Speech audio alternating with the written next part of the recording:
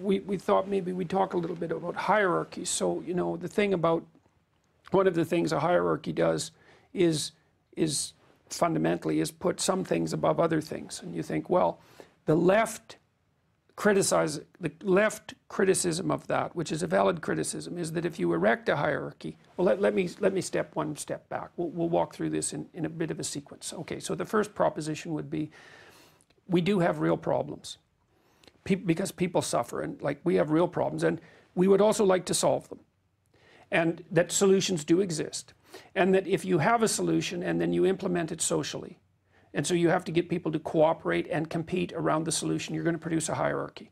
And if the hierarchy is valid, then the people who are the best at producing the solution to the problem are going to lead the hierarchy.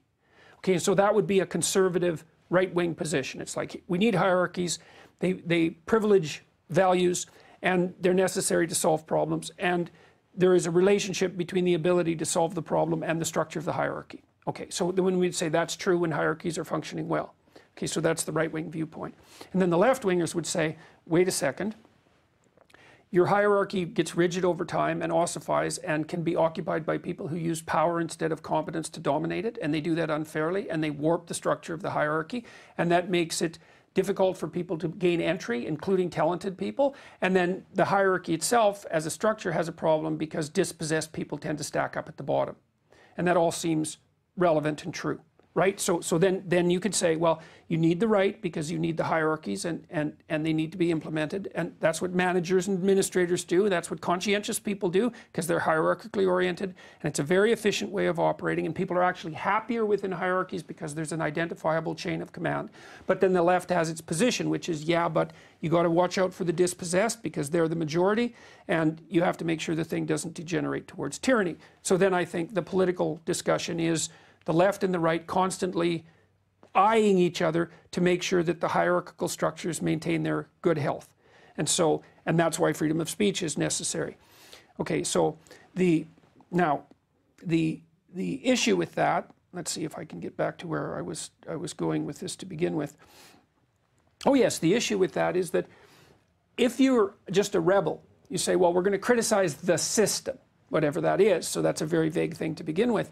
You demolish that value hierarchy and the idea of value hierarchies as such, but then that puts you in a terrible conundrum, and this is what I've been focusing on in my public lectures, is that if you accept the essential idea that life is suffering, and life is suffering tainted by malevolence, which I think is an even more accurate formulation, you have a fundamental existential problem, and that's the suffering. And then you need a meaning to set against that to fortify you against the catastrophe. So, and if you demolish the hierarchies, then you have no meaning. There's nothing to strive for. And without that meaning, you're anxious and overwhelmed. By definition, we know that neuropsychologically because purpose boxes you in, right? It gives you a game to play and rules to follow. And then purpose gives you something to aim at and positive emotion. And so the problem with what the left is offering, and I think this is actually the kind of problem that Sam Harris and the atheist types are running into too, is that it's like, well, okay, where's the purpose? Well, we don't have one. It's just rebellion against the unfair hierarchy. It's like, yeah, but the hierarchy also provides you with value. Well, that's okay. Its cost is so high, we're going to demolish the hierarchy. Well, then you're left with nothing. Well, but no, you're not left with nothing because what you're left with is an inalienable suffering, so not nothing. That's the suicide. And I think that the left's solution to that has been intersectionality, meaning what they've done is they've just taken the hierarchy and they've said, the hierarchy is bad because it's ossified and it's terrible. And it's not just that they've destroyed the hierarchy and then we are all leveled. It's that they've inverted the hierarchy in certain ways. That merit itself has become a sign that you are an exploiter. Yes. Right? That if you're on the top of the hierarchy, then it's because you did something wrong to get there and you hurt someone to get there. And therefore, the last shall be first. We're going to just take this triangle and we're going to flip it upside down. So that way, the people who are at the bottom are at the top. So I think there's something absolutely fundamental there, too, because I've been trying to understand what the core issue is that drives the pathological left.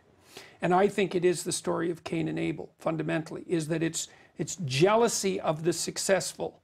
And the worst kind of successful person, as it turns out, from a jealousy perspective, speaking psychologically, is like if you got your power arbitrarily, if you inherited it or you got it unfairly, well, you're kind of annoying, but you're not that annoying because you're not that good. You're just lucky. And so I can be jealous of you because you're lucky, and that's unfair, but you're just as reprehensible as me. But then let's take the alternative position. Let's say that I'm not taking responsibility for my life in any sense, and I'm not bearing any moral load. And it turns out that not only are you successful, but you're competent and good. Well, then you're a real enemy, because you're a judge under those circumstances, right? Because it's your goodness, in some sense, your competence and your goodness, that's really showing me in a negative light. And instead of wanting to contend with that and to see myself reflected badly in your mirror, then I'm going to make the accusation that everything you've done is merely a consequence of power. And even more deeply, I'm going to criticize the idea of merit and competence itself, because that gets me out of my self-loathing. Say, well, there's none of that's real. None of that merit, none of that competence is real, and none of the failure that I'm experiencing is a consequence of my own inaction. It's all someone. And then it's all someone else's fault, and then I get to be justified in going after them as well. So that's the icing on the cake. And the Cain and Abel story is, I mean, it's explicit about this. I mean, this isn't even buried in the text, right? That's explicit. I mean, God specifically says to Cain, Tim Shell, right? You have the capacity to overcome, right? And Cain ignores it, and then he goes and kills Abel. And that's the whole idea. That's the crux of that story, is that because Cain complains to God. Says what? He basically says something along the lines of, life's not fair. What happened? That's right. How dare you set up a universe like this, where I'm breaking myself in half, attempting to, to thrive, and everything's going against me, and I have my brother who everything that he touches turns to gold. And that's right. God says to him directly, look to yourself. It's your inadequacy that's driving this, and it's the last thing that Cain wants to hear. And that's what makes him murderous. And I think that is the last thing that most people want to hear. That's what's so attractive about a leftist ideology that doesn't actually provide any sense of meaning outside of the victimhood cult. Is this feeling that the last thing that people want to hear generally is look to yourself first. It's a lot easier to, I mean, but it's also so bad parenting, right? But it's also funny, because one of the things that's happening in my lectures is because I've been doing something different. Instead of saying, see, I think one of the things that the conservative types do wrong with regards to responsibility is that they conceptualize it too rigidly in terms of duty and should. And that's true, but it's also a mistake, because what I've been suggesting to people is that, no, you don't understand, is that all the meaning in your life is going to come as a consequence of accepting responsibility. It's not merely a matter of duty, it's that you need this sustaining meaning, because otherwise you suffer stupidly, and you get bitter, and you get resentful, and you get cruel, and you get homicidal, and you get genocidal. That's the whole pathway. And so that's a catastrophe. That's hell. And so if you don't have something meaningful to pursue, to set against that, that's the degeneration of nihilism. Okay, so where do you find the response? Where do you find the meaning? Say, well, you look at people that you admire, and almost all the people you admire are people who take on a heavy burden of responsibility. And if the responsibility is associated with the value hierarchy, so you're trying to pursue something of ultimate value, so that's the responsibility, that gives you meaning. And so you can talk to people about taking responsibility for their inadequacy if you point out to them that who they could be is much better than who they are, so that there's a trajectory, and so that the idea of taking on responsibility even for their own inadequacies and errors is all of a sudden associated with hope and not with only condemnation. And that works. And that, like, when I lay out that line of argument in the lectures, and Dave's seen this multiple times, it's always the case that the lecture halls go silent.